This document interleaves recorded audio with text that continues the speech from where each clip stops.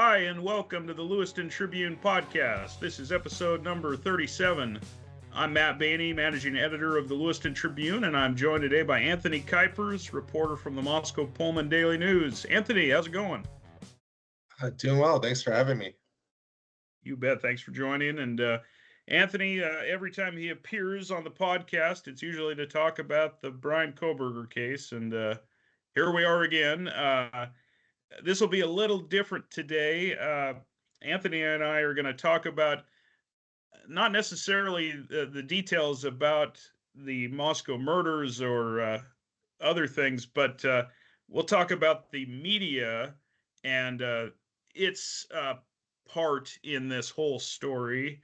Anthony and I were both on a conference call earlier this week that was held by the Ada County court officials, and it was sort of to go over the rules that the media will be dictated by during the trial. And Anthony, boy, did you get a count of how many people were on that Zoom call that we were on? Over 100, I think, right? Yeah, it was over 100, 114, I think may have been the number I heard, but it was over 100.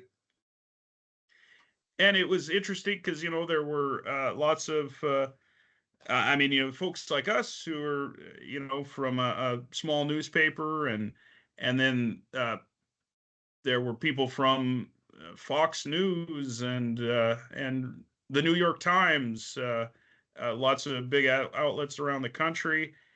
And then there were people, you'd call them podcasters or bloggers or things like that. So really, the whole gamut of media was on this call.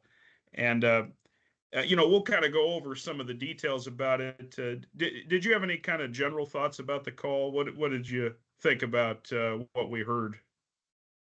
It was nice of them to do that for us. The Ada County District Court is nice to kind of tell us what to expect and to lay out the rules that we're going to follow going forward. So I think it was a good thing.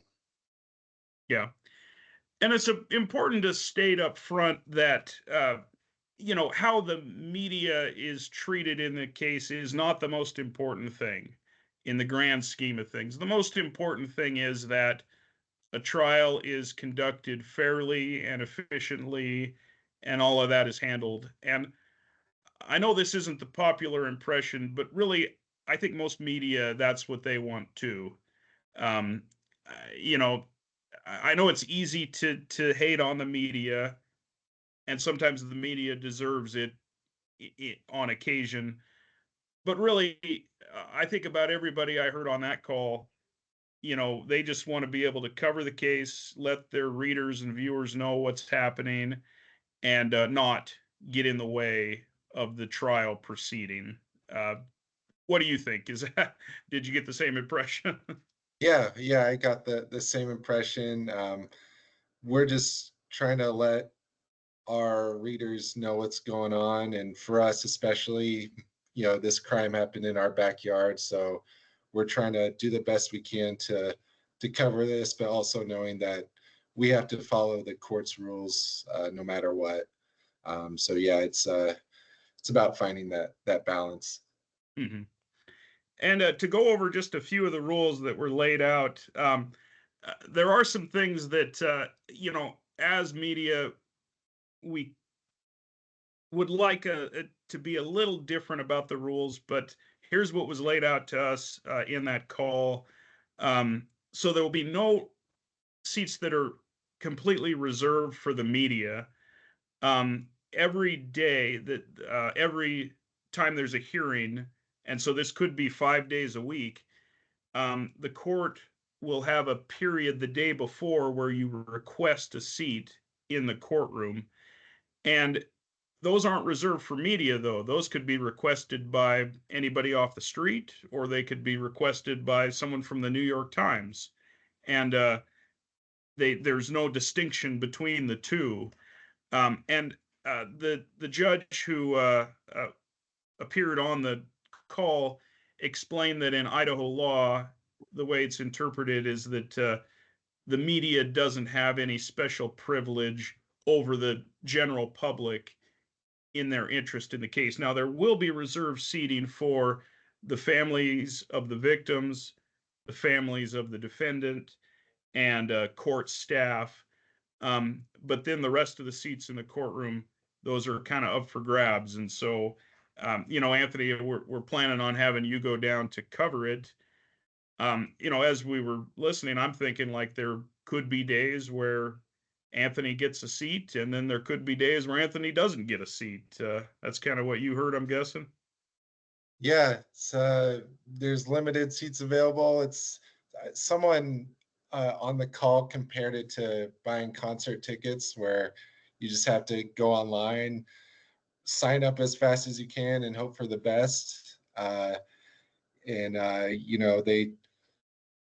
they said they're not even going to let us use the overflow room, which is another courtroom where we could watch the case on on a screen on live stream.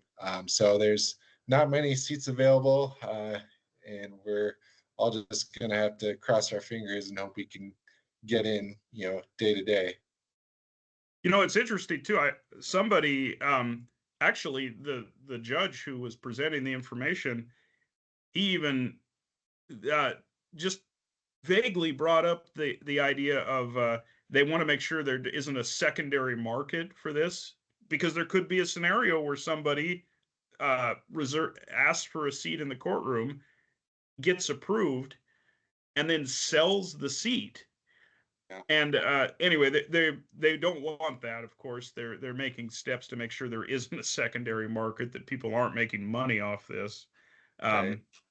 Anyway, that's who knows? There could be a scenario like that where there's people are selling seats in the courtroom.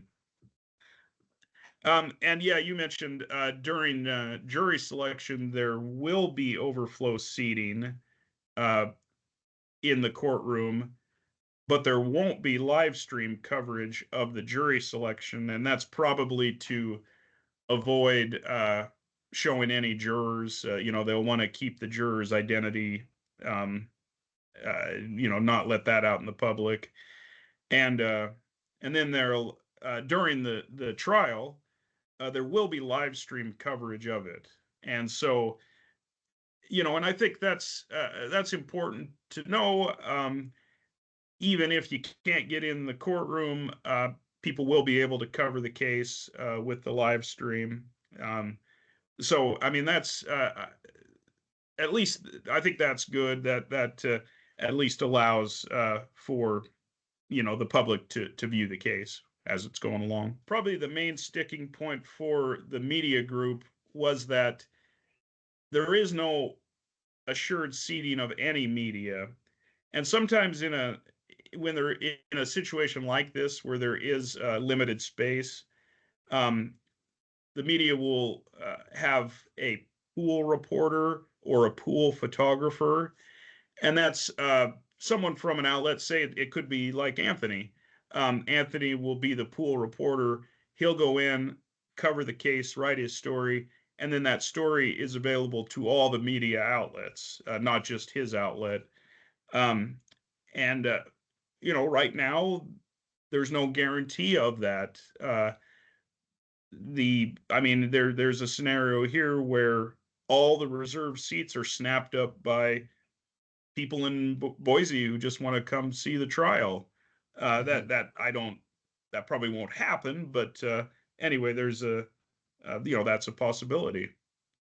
Yeah, and I think you can speak to this, but there's the AP is trying to get a photographer pool and a reporter pool to be able to be in there every day, because it can be valuable, I think, to have someone in the courtroom who can see things that the live stream cameras can't. I think the AP mentioned, for example, getting the reactions of the jurors when they see some evidence, or reactions of the victims' families or things like that. And it might be hard for us watching online to see clearly the exhibits that they present. For example, I think they're talking about presenting like a model of the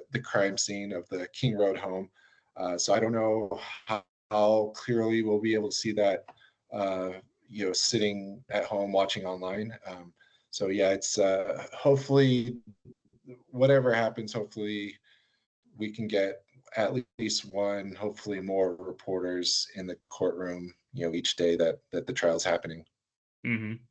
Yeah, and as Anthony mentioned, the Associated Press with Boise bureau chief Becky Boone, who used to work at the Lewiston Tribune, she put together a media coalition and sent a couple of letters to the courthouse, and with requests that there be space made for a pool reporter, for a pool still photographer, and also another request that came up, and this was from people in the TV business.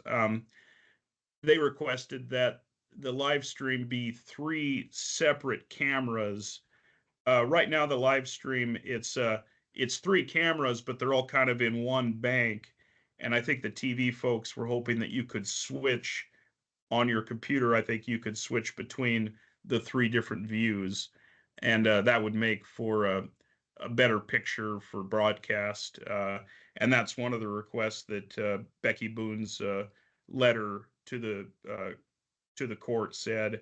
And the other request, the 4th request, was that the gag order be lifted during the trial, which I sort of have my doubts about, Anthony, but I suppose when the case is going on and a jury is seated, is there any chance that maybe the judge would say, okay, yeah, the gag order could be lifted now, and officers of the court could speak in public? I don't think it'll be lifted. That's my guess, but I don't know. I couldn't tell you what will happen. This is a kind of a new experience for me. I think you're right. It just, I have hopes that the request to have a pool reporter and a pool photographer, those seem like those could be honored. But yeah, I don't think the gag order will be lifted. But we'll see. We don't know. Now, one thing that during the discussion, the dates of August 4th for jury selection and August 11th for the start of the trial, those were mentioned quite a bit. And really, the way they were talked about, it almost seemed like well, my impression was it sounded like they were set in stone. What do you think? Does it seem like everything is going to happen on those dates?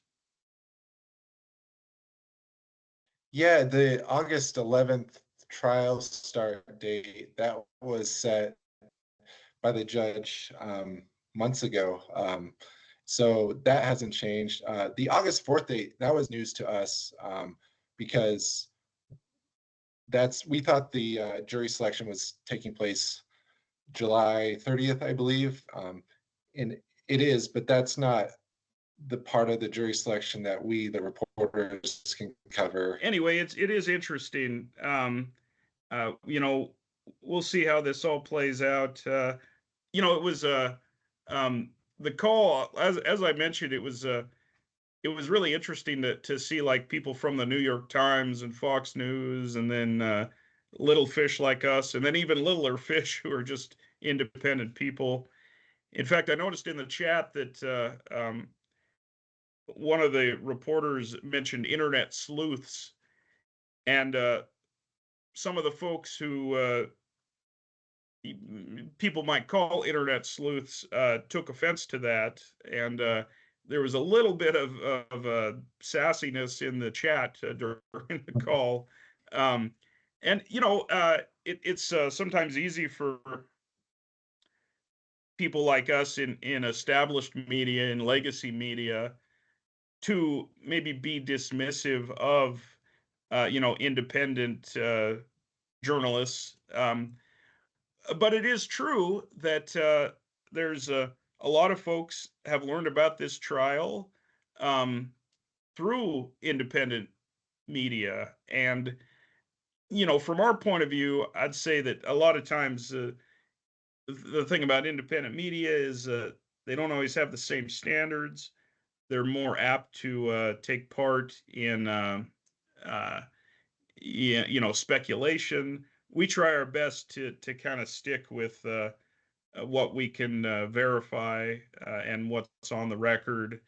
But you know, it's also who isn't in their own mind speculating about the details of this case. So anyway, I just found it interesting to see that the whole gamut of media was involved in that, and the whole gamut of media will probably be in the courthouse too. All right, Anthony. Well, thanks for joining us, and be sure to check out the Lewiston Tribune podcast every week. We're at lmtribune.com, at YouTube, and on all the podcast apps, and we have a new episode every week. So be sure to check us out. And until then, have a great day. Bye bye.